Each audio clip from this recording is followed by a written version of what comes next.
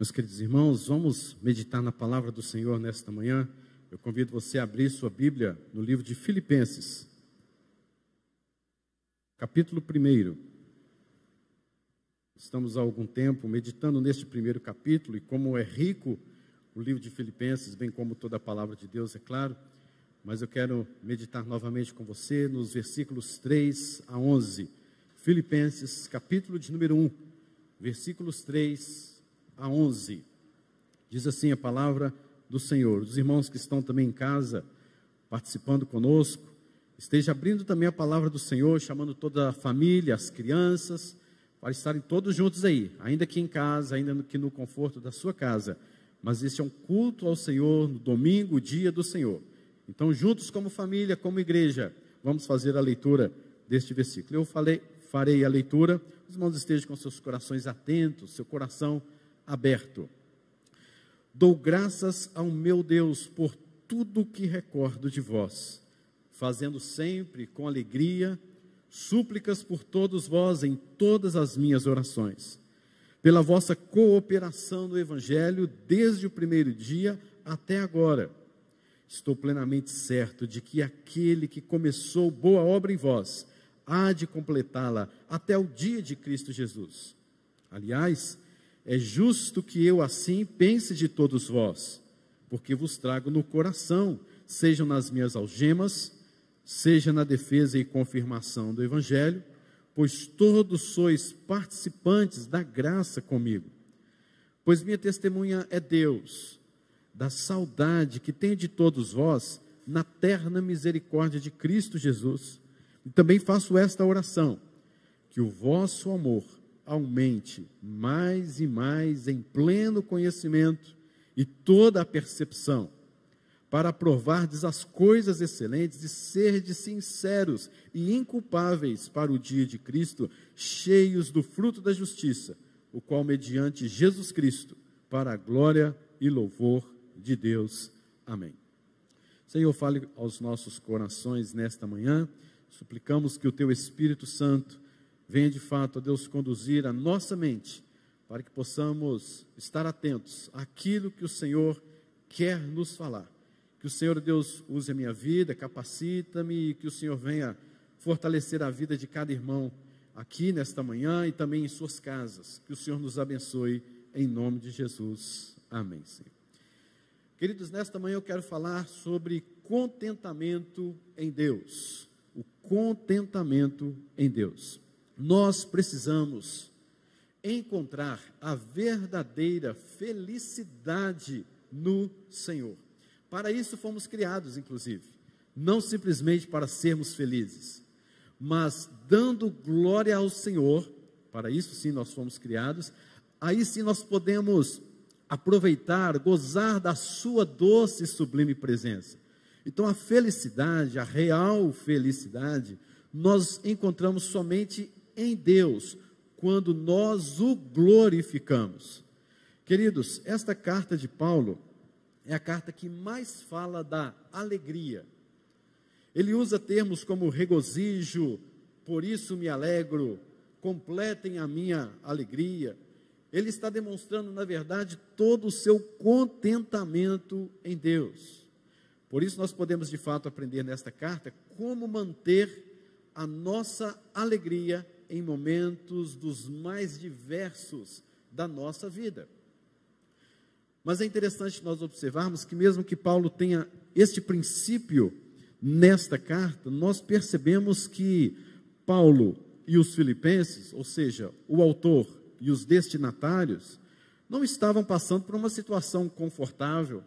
Eles não estavam se sentindo completamente assim, olha, nós estamos no mar de rosas, por isso estamos felizes. Nada disso.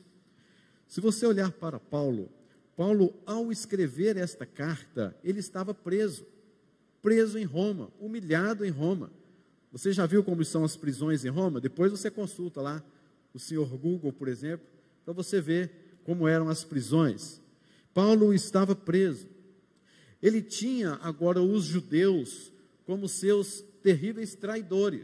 Os judeus consideravam Paulo como seu terrível traidor. Por quê?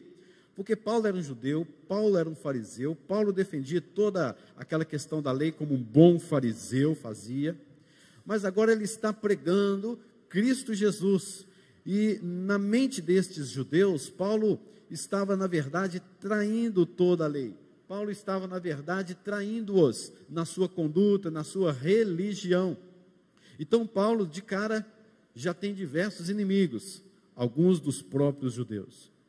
Nas suas pregações, Paulo confrontava gentios com as suas idolatrias, com o seu materialismo, com a sua sede por riquezas. Paulo confrontava esses gentios em suas pregações. Paulo também, querido, tinha que confrontar a própria Roma devido às suas pregações que para eles eram ofensivas. Logo em seguida, Paulo mesmo foi condenado à morte. Ele sabia que ele estava para ser condenado à morte. E de fato, no ano 64, como diz a história extra-bíblica, mas confiável, Paulo morreu em 64, decapitado, mandado pelo imperador Nero. Então você perceba que a situação de Paulo não é nada agradável, e ele está falando de alegria. Agora perceba os filipenses. Os filipenses, da mesma maneira, também não estavam passando nenhum mar de rosa para sentir como estamos alegres. De fato, eles estavam alegres no Senhor, mas as circunstâncias não corroboravam de maneira nenhuma para isso. O que eles estavam passando? O fato, queridos, de eles viverem o Evangelho e agora serem convertidos por obra do Espírito Santo, eles sofreram terríveis perseguições. Perseguições, talvez, quem sabe, dos próprios familiares. Perseguições das mais diversas dentro da sociedade, inclusive Filipenses, uma região comercial bem próspera, mas os filipenses estavam com desvantagens, os crentes, desvantagens diante da sociedade, diante do mercado, em suas compras, em seu sustento, porque eram convertidos ao Senhor Jesus Cristo. Então não estava nada legal, eles tinham que renunciar a todas essas vantagens econômicas, eles faziam de tudo e estavam firmados na fidelidade da fé cristã. Então não era nada assim, um contexto muito bom para alguém falar de alegria. O versículo-chave de todo este livro, queridos, nós encontramos no capítulo de número 4, versículo de número 11, é um versículo bem conhecido, quero fazer a leitura dele. Capítulo 4, 11. Digo isto não por causa da pobreza, porque aprendi a viver contente em toda e qualquer situação. Este é o segredo da felicidade em Deus que Paulo coloca. Aprendi a viver contente. Queridos, a palavra que aprendi é interessante porque ela tem a ver com o aprendizado de um discipulado. É como se tivesse de fato um professor, um discipulador e um discípulo, alguém que está aprendendo, um aluno.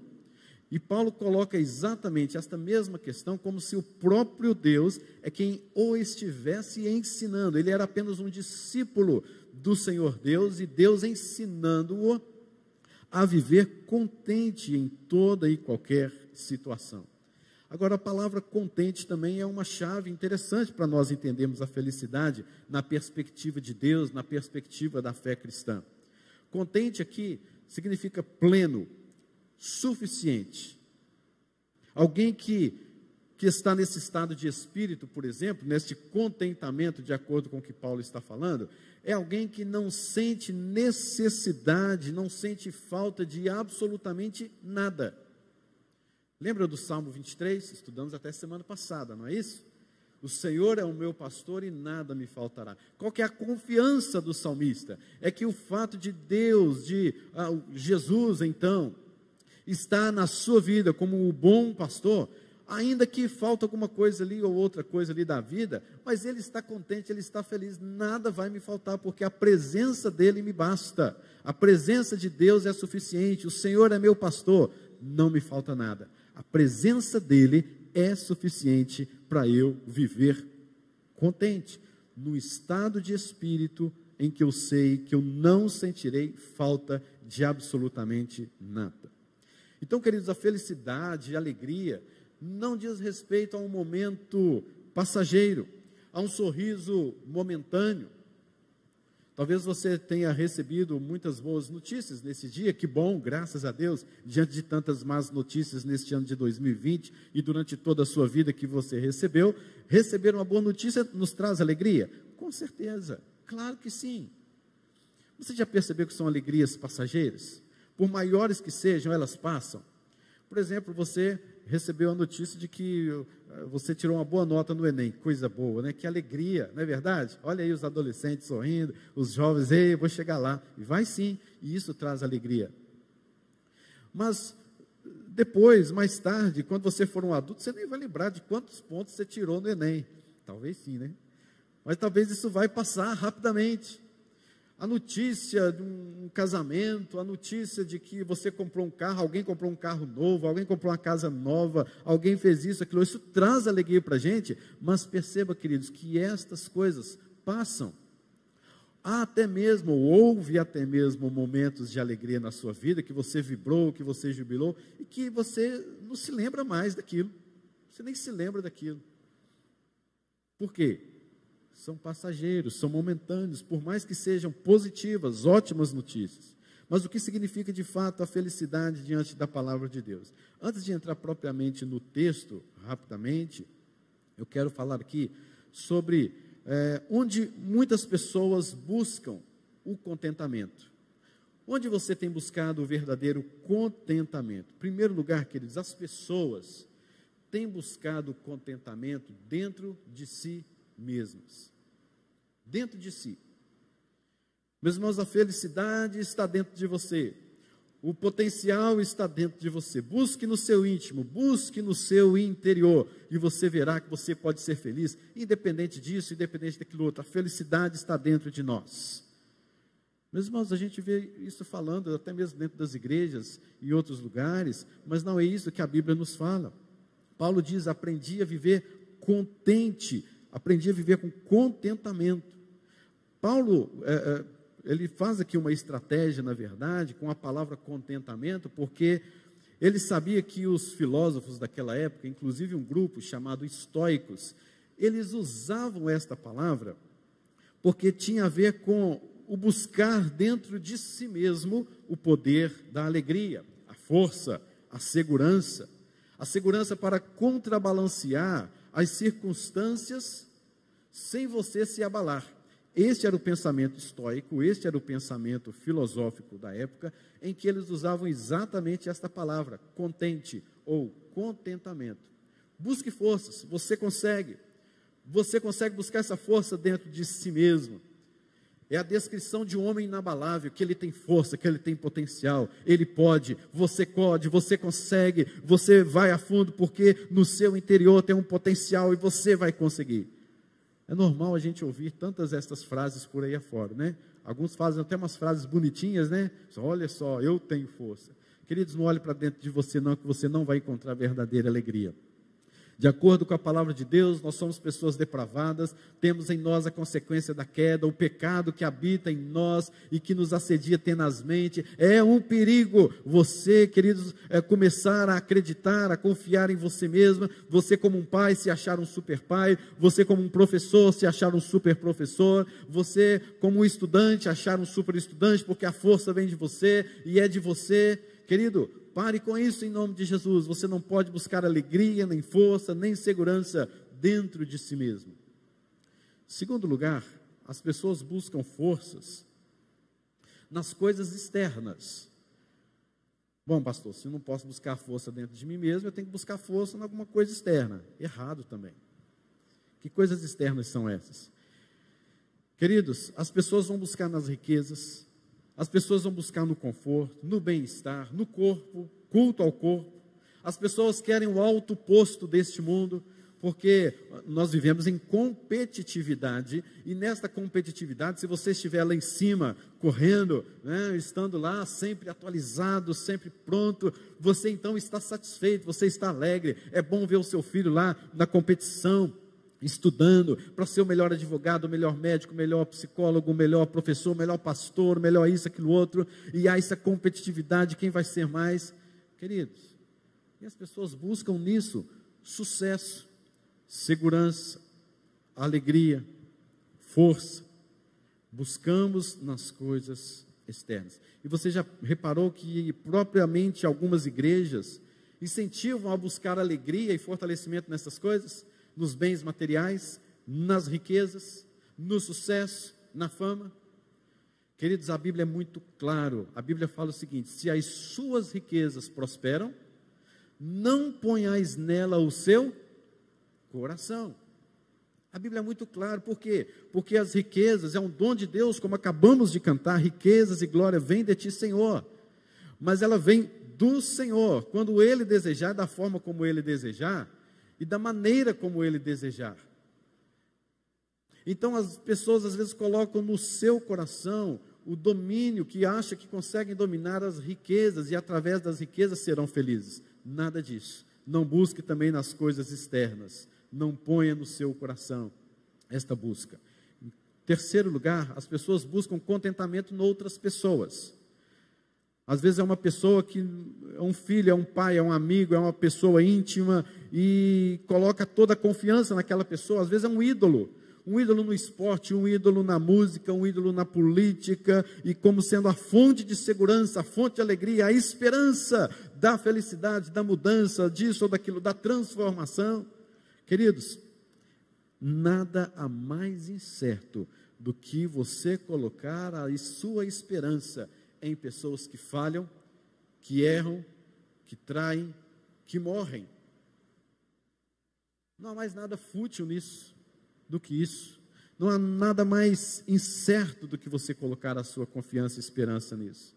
Não significa que pessoas não contribuem para a nossa alegria, às vezes até mesmo para a nossa segurança.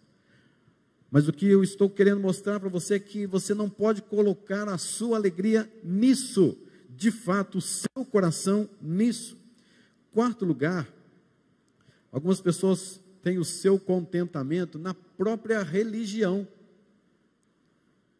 na própria religiosidade.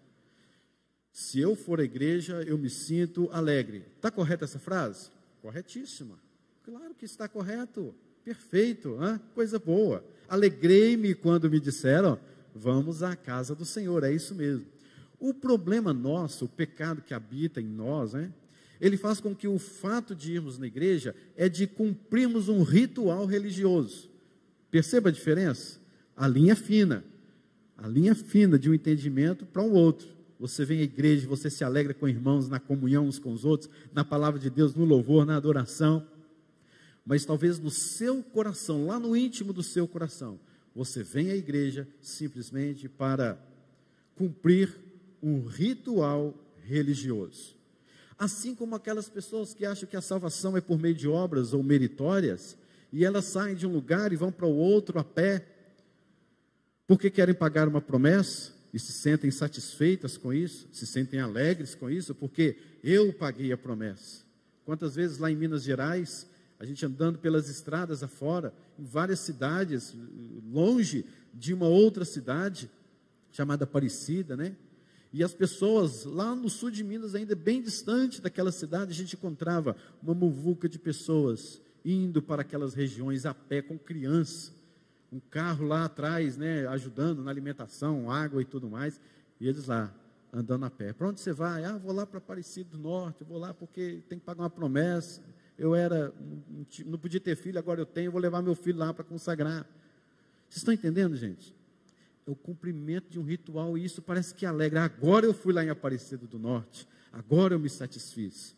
Agora se eu não me vir lá dirigindo louvor, eu não me sinto satisfeito. Se eu não me vir lá fazendo aquele trabalho na igreja, ou em busca daquele trabalho, eu não me sinto satisfeito. Querido, pare com isso. Você não pode colocar a sua alegria na dependência de fazer coisas dentro da igreja, na programação da igreja, em rituais religiosos. Inclusive, Paulo, se você for perceber, ele não coloca a sua esperança dentro de si mesmo, ele não colocou a sua esperança em coisas externas, ele não colocou a sua esperança em pessoas, mas no que diz respeito à religião, à religiosidade, Paulo tinha colocado o seu coração antes da sua conversão. E Paulo agora em Cristo, e se contentando em Cristo, ele escreve que a sua alegria vem do Senhor. Perceba lá em Colossenses, quando ele escreve aos irmãos lá em Colossos, Ele mesmo descreve coisas de rituais religiosos que ele reprova, que ele coloca como sendo anátema. Por quê? Porque não são os rituais religiosos onde está a nossa alegria. Então há muitas pessoas que com a sua religião, com a sua religiosidade, tentam achar alegria, esperança, segurança, fortalecimento, simplesmente em cumprir algum ritual. Quando olhamos então para esse texto, de cara nós já chegamos no versículo de número 6, e Paulo diz assim: estou plenamente certo de que aquele que começou boa obra em vós, há de completá-la até ao dia de Cristo Jesus. Olha que coisa maravilhosa. Quem nos dá alegria, em quem nós devemos firmar é aquele que iniciou uma boa obra em nós, aquele que não para no meio do caminho, que não nos abandona, mas continua fazendo esta grande obra até ao dia de Cristo Jesus. É Ele que nos dá a verdadeira alegria e verdadeiro contentamento, isto que é segurança em Deus, segurança na soberania de Deus, segurança na imutabilidade de Deus, nas promessas de Deus, porque Ele sim, Ele não falha, Ele não há de falhar, Ele não erra, Ele tem nas suas mãos o controle soberanamente de todas as coisas. Ele é a garantia que temos que mesmo que diante de relacionamentos não confiáveis, Ele não há de falhar, Ele sim nós podemos confiar. Ele disse que nos salvaria e nos salvou. Ele disse que estaria conosco até o dia de Cristo Jesus, até o dia que Ele voltar, até o fim dos séculos, e Ele está conosco. Então não há risco de perdermos esta grande salvação, esta grande alegria em momentos dos mais adversos. No texto que nós lemos, há Paulo que fala-nos de dois motivos de oração. Primeiro vai do versículo 3 a 6, onde o motivo da oração de Paulo é gratidão. Ele está grato, dou graças ao meu Deus. Primeiro sentimento, então, que ele expressa é esse agradecimento ao Senhor por tudo aquilo que Ele fez na vida dos filipenses. Há evidências, queridos, de que estes homens, de que os filipenses estavam de fato andando no caminho do Senhor. Há evidências concretas, práticas, verificáveis no coração dos filipenses. Eles estavam sendo alvos da graça de Deus, da soberania de Deus, e Paulo diz muito bem que Deus começou uma obra no coração dos filipenses. Meus irmãos, por que Paulo tem tanta esta certeza, como ele diz no versículo de número 6? Por tudo que ele recorda dos filipenses. Ele vê clareza nas ações daqueles homens, daquelas mulheres, daquela igreja. Diz o texto que eles se tornaram cooperadores no Evangelho. Esses homens, estas mulheres, queridos, converteram de fato e de verdade. Eles não simplesmente abriram o coração, eles não foram simpatizantes com o cristianismo, eles não foram meros frequentadores de igreja ou buscando algum tipo de religião a mais, como era notório dentro da cidade de Filipos, e tanta idolatria. Eles, querido, abraçaram o Evangelho, eles viveram o Evangelho e eles se tornaram cooperadores do Evangelho. Eram pessoas paupérrimas e eles mesmos contribuíram para que outras igrejas fossem abençoadas, como a própria igreja de Jerusalém, onde foi enviado ofertas para estas igrejas, mesmo diante das dificuldades que eles mesmos estavam passando, e não deram somente financeiramente, materialmente, mas deram a si mesmos. Eles eram cooperadores do apóstolo Paulo, enquanto Paulo estava lá na prisão. Eles eram cooperadores de Paulo, enquanto Paulo fazia suas viagens missionárias e recebia donativos desta igreja, de pessoas pobres. Então você percebe que Paulo está dizendo, vocês são cooperadores do Evangelho. E sendo cooperadores do Evangelho, somente por uma intervenção divina nas suas vidas, é que vocês se tornaram cooperadores do Evangelho. E eu tenho, por conta disso e por conta de tantas outras coisas que você vê no próprio livro de Filipenses, você percebe que Deus iniciou uma grande obra na vida daquele povo. Eles receberam, eles creram no Evangelho. Queridos, quer saber se Deus vai concluir alguma obra na sua vida? Veja se Ele iniciou. Deus, o Senhor vai completar esta obra na minha vida? Veja se ele já se iniciou, se ele iniciou esta obra em sua vida. Você é um cooperador do Evangelho? Você está disposto, querido, a ter contentamento no Evangelho, de ter o seu contentamento repousado naquele que começa e há de terminar e tem promessas? Naquele, queridos, que não abandona no meio do trabalho, não abandona você no meio desta corrida, mas Ele está sempre presente contigo e você pode caminhar no Evangelho, você pode viver o Evangelho de maneira que for, da forma como for, e que Ele te sustenta. Você crê desta forma? Se assim for, queridos, Ele sendo o nosso bom pastor, nós somos participantes desta graça quando praticamos o Evangelho. Por isso Paulo tem gratidão no seu coração, na sua vida, quanto aos filipenses, porque eles de fato abraçaram o Evangelho.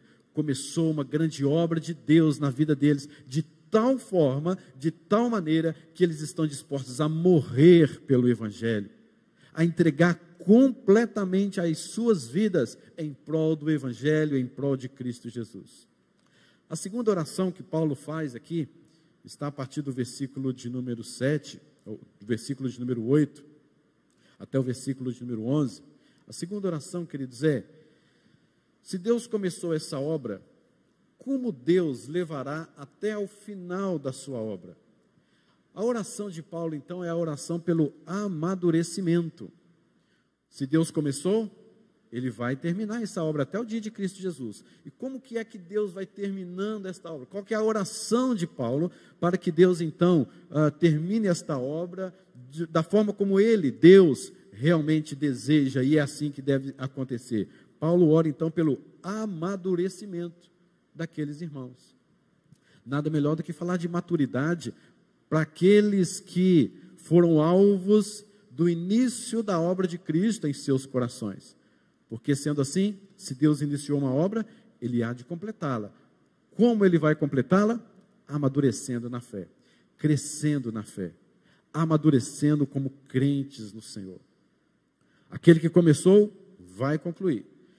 E isto torna-se evidente nas nossas vidas, na nossa vida prática, na nossa vida que houve mudança, que houve de fato transformações em nossas vidas, em nosso caminhar, na nossa prática, na nossa caminhada, nesta jornada de vida.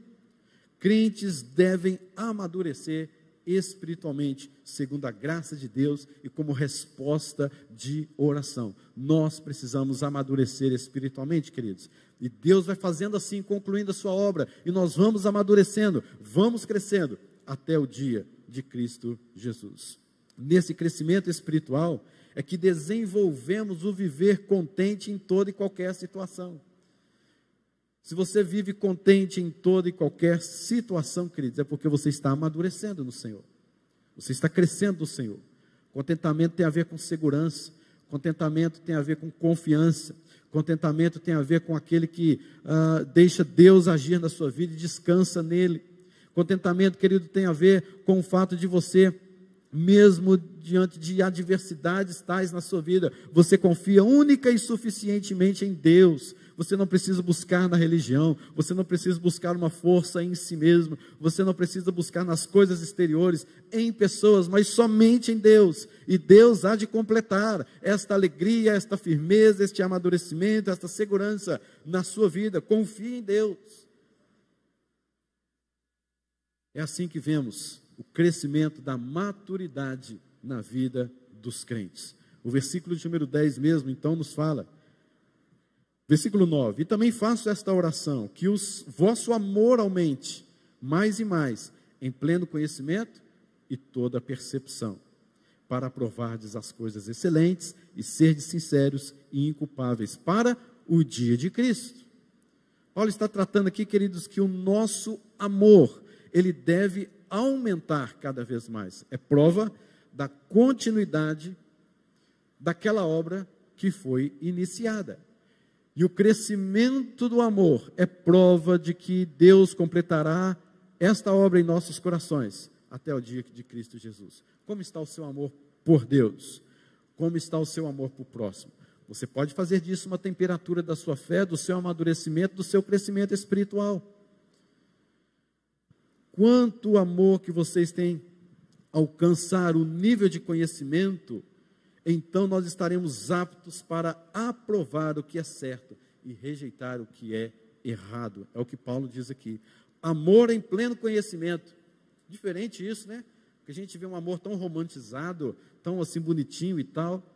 E Paulo fala de amor em pleno conhecimento e toda percepção.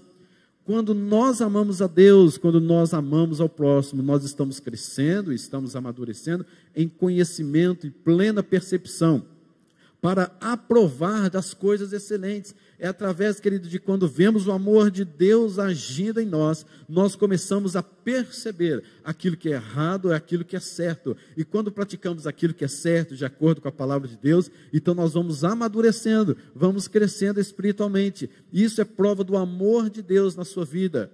Isso é resultado, é prova de uma vida de oração, em que nós colocamos nas nossas orações: Deus, faça-me crescer na fé, amadureça a minha fé, ou seja, a obra que o Senhor iniciou na minha vida, esteja completando, até o último dia, até o dia de Cristo Jesus.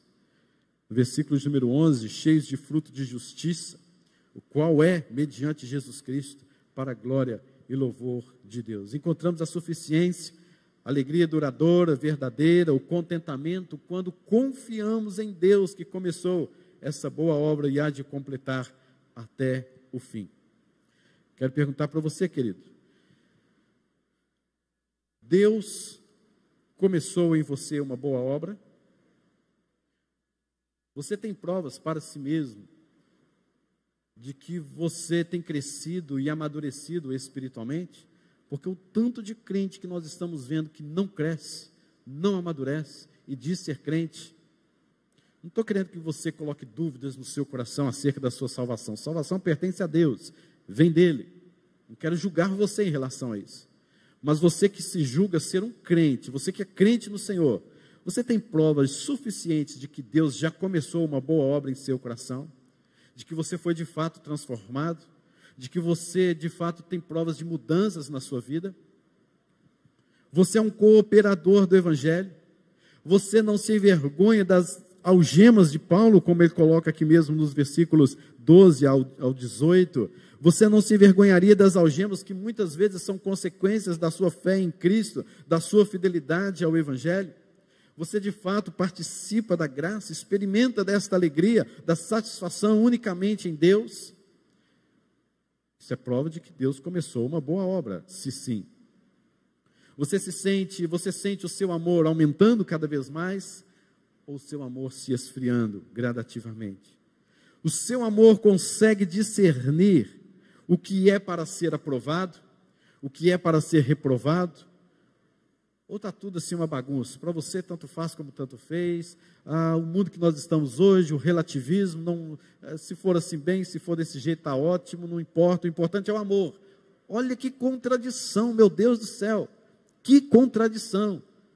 Paulo fala de um amor pleno de conhecimento e percepção, um amor razoável, um amor certo, um amor bíblico, um amor cristão. E tem muitos crentes por aí afora, dizendo, não importa, o importante é o amor. Pelo amor de Deus, querido, não julgue ser um verdadeiro crente no Senhor, se assim você pensa, porque o verdadeiro amor vem de Deus, vem aqui daquele que começou a boa obra em nós e há de encerrar até o dia de Cristo Jesus.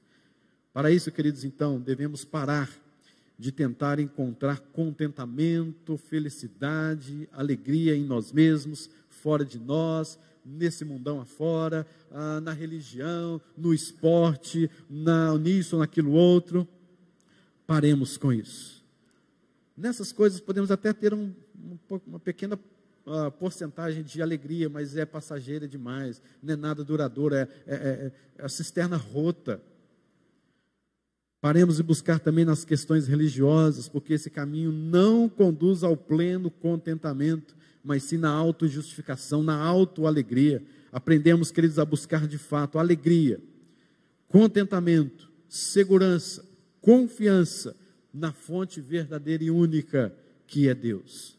Aprendi pelo próprio Deus, pelo próprio Deus sendo meu discipulador, eu aprendi a viver contente em toda e qualquer situação, porque Deus, Ele começou uma obra em mim, e Ele vai completar essa obra, e Ele vai me levar ao amadurecimento, mesmo que eu venha a passar por tristezas e tribulações, mas a graça do Senhor me basta, a vida do Senhor está em mim, a presença de Cristo na minha vida me basta, me é suficiente para continuar caminhando em fé, e eu irei amadurecer, e me contentar com aquilo que Deus me deu, me contentar com aquilo que eu sou na presença de Deus, me contentar naquilo que Deus tem feito na minha vida e aprender a descansar nele. E o meu amor há de crescer cada vez mais, sabendo lidar com aquilo que é errado e sabendo caminhar naquilo que é correto, como diz o versículo de número 9. Deus é suficiente para nós, queridos. A graça do Senhor é melhor do que a vida. A graça do Senhor é suficiente, Ele é o nosso bom pastor, e não teremos falta de absolutamente nada. Que você se contente no Senhor, que você amadureça e cresça na graça do Senhor. Vamos orar? Deus bendito, louvado seja o nome do Senhor. Pai querido, nós queremos contentar em Ti. Muitas vezes procuramos alegria e contentamento em tantas outras coisas. Às vezes procuramos um contentamento simplesmente num novo dia que amanhece. Às vezes procuramos o contentamento, Senhor, em pessoas, num carro, em bens materiais, nas riquezas, na própria religião. Deus querido, nós não queremos isso mais, porque aprendemos, segundo a Tua palavra, que o contentamento está somente no Senhor. Ajude-nos e fortaleça-nos, amadurece-nos, ó Deus, para que nós possamos, crescendo em amor, fé, graça diante do Senhor e diante dos homens, possamos até o dia de Cristo Jesus, ver o Teu poder se manifestando em nós. Obrigado por tudo que o Senhor já fez em nossas vidas. Somos cooperadores do Evangelho, temos a certeza de que o Senhor iniciou uma obra em nossas vidas, mas nós pedimos em nome de Jesus, que o Senhor venha trazer amadurecimento espiritual em nossos corações, confiando na Tua graça e no Teu poder. Ajuda-nos a sermos crentes de fato e de verdade, que abraça o Evangelho e que, se necessário for, morra por ele. Nós suplicamos o Teu favor e a Tua graça, sempre em nossas vidas. Amém e amém.